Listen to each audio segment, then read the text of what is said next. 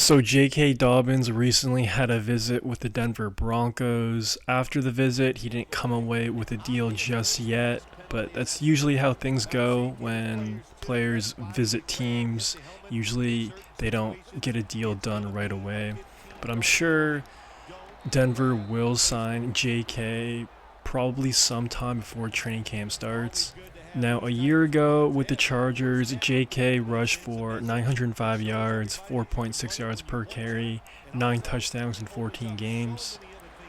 He was actually the runner-up to win the Comeback Player of the Year award. Joe Burrow came away with that award, but it just goes to show that J.K. had a really good year a year ago. To be honest, I'm a bit surprised he didn't re-sign with the Chargers. I'm not sure what happened there. I guess they wanted to go in a different direction. And yes, of course, the Chargers did bring in Najee Harris, but why not have J.K. Dobbins as your backup? Chargers fans, talk to me. Are you surprised they didn't bring back J.K. Dobbins? And why do you think they didn't bring him back? Let me know in the comments below. They could still get a deal done at some point just to add some extra depth to that RB room. And I understand that they used their first round pick on Hampton, and I'm sure he's going to be an absolute stud for that team. But yeah, maybe come to think of it, maybe JK thought he deserved a bit of a raise or just a richer contract than the one he got a year ago. So maybe that's why. And if that is the case, he definitely overvalued himself because at this point in the offseason, most of the time, players that are still free agents aren't going to get huge or pretty big contracts in July or August or in June.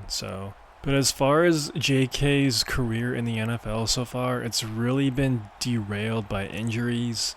He looked like a promising young running back for the Ravens at one point. I really thought he was going to be around there for a minute, but suffering back-to-back season-ending injuries, torn ACL in 2021, Achilles a year later, and since the year 2020, he's only appeared in 37 games, so definitely has missed a substantial amount of time.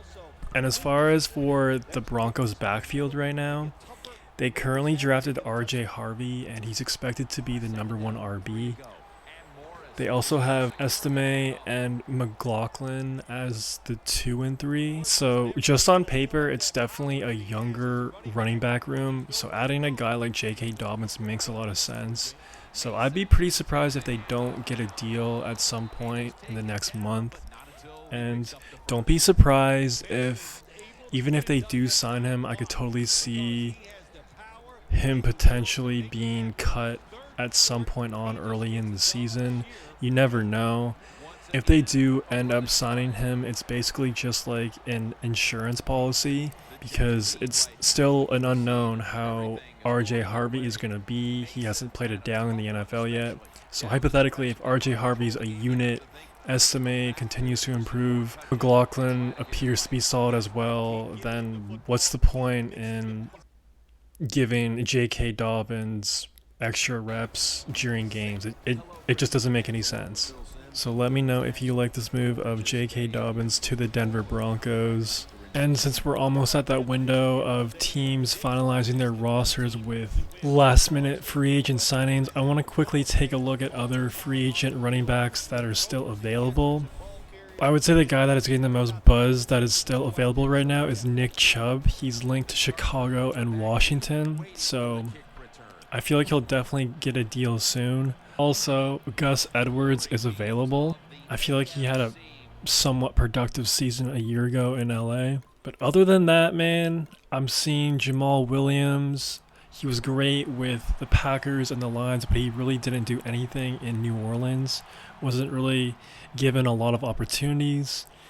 I'm also seeing Cam Akers. At one time, he was supposed to be the next great RB for the Rams, but some injuries, some personality stuff kind of derailed his career to a certain extent. But I gotta be honest, not a whole lot left on the running back market right now. There's also guys like Chase Edmonds, Dearness Johnson, Deontay Foreman. So I expect JK to get signed sometime soon, and Nick Chubb as well. but everyone else, I can't really see it happening unless an injury occurs. But yeah, man, back to the Broncos. I feel like they're low-key a dark horse Super Bowl contender this year. Same with the Chargers and same with Houston.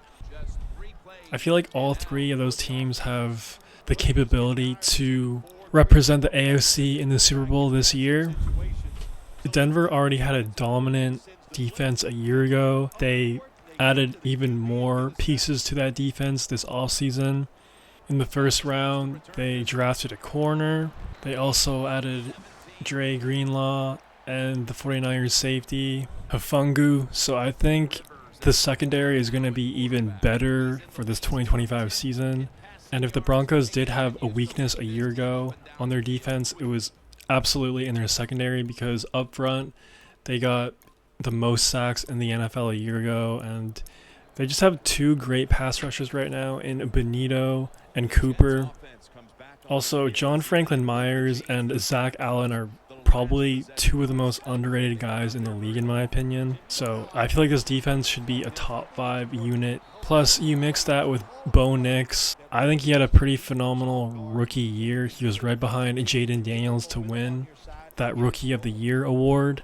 So year 2 of Bo Nix, plus hopefully RJ Harvey is something. They added Evan Ingram. Yeah, I know he's injury prone, but when he's on the field, I feel like he's a pretty dynamic tight end. Also, you have a pretty young wide receiver room. Sure, you have the top dog Cortland Sutton, but guys like Troy Franklin, Vele, Vin Mims, I expect them to continue to grow in the right way. And I expect this team to get off to a pretty good start. In the month of September, they play the Titans at home, Colts, the Chargers, and then the Bengals. Pretty light September, in my opinion. In the month of October, they play the Eagles, Jets, Giants, and Cowboys. So I feel like this is definitely going to be one of the top teams in the AFC, in my opinion. If you agree with me, if you disagree with me, let me know in the comments below. And yeah, man, let me know what you think about J.K. Dobbins, the Broncos, and everything else in between. If you made this far, please subscribe, like the vid, and help out your boy a ton. That's all I got for right now. Peace. You got to be able to adjust when you run these drag routes across the field. The throw cannot always be right on target.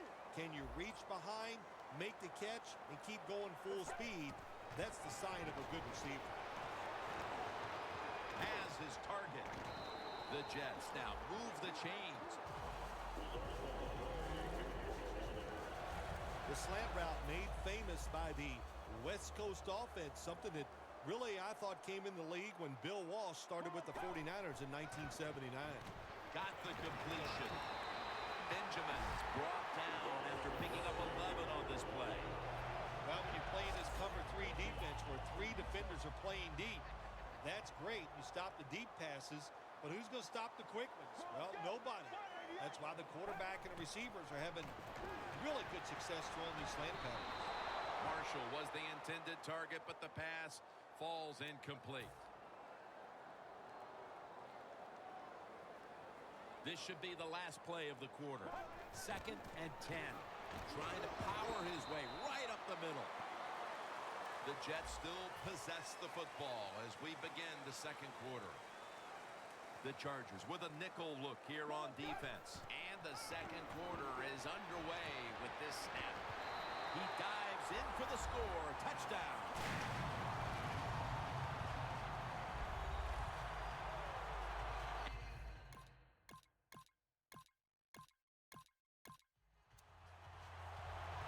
The Jets now ready to take over again on offense. They were successful on their previous drive, getting the ball all the way to the end zone. I'm sure they're looking for more of the same right now. Oh, absolutely. That's what you always want. You want to find your way to the end zone, and so many people contributed on that last drive, and you've got to give the coaches a lot of credit for putting the players in excellent position.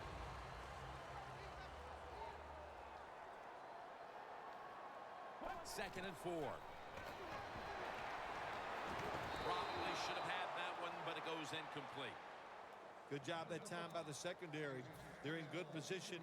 They make the play, and it's an incomplete pass by the quarterback. The Jets need to get to the 26 to get a first down. The catch is made. Benjamin's tackle right at the 28. The Jets have clearly been focusing on getting some of their big weapons involved here in the first half.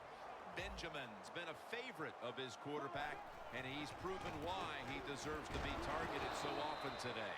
You're right. He deserves to be targeted because he is one of the better wide receivers in the NFL. And when he catches it, look out. He can get yards after the catch. 2nd and 3.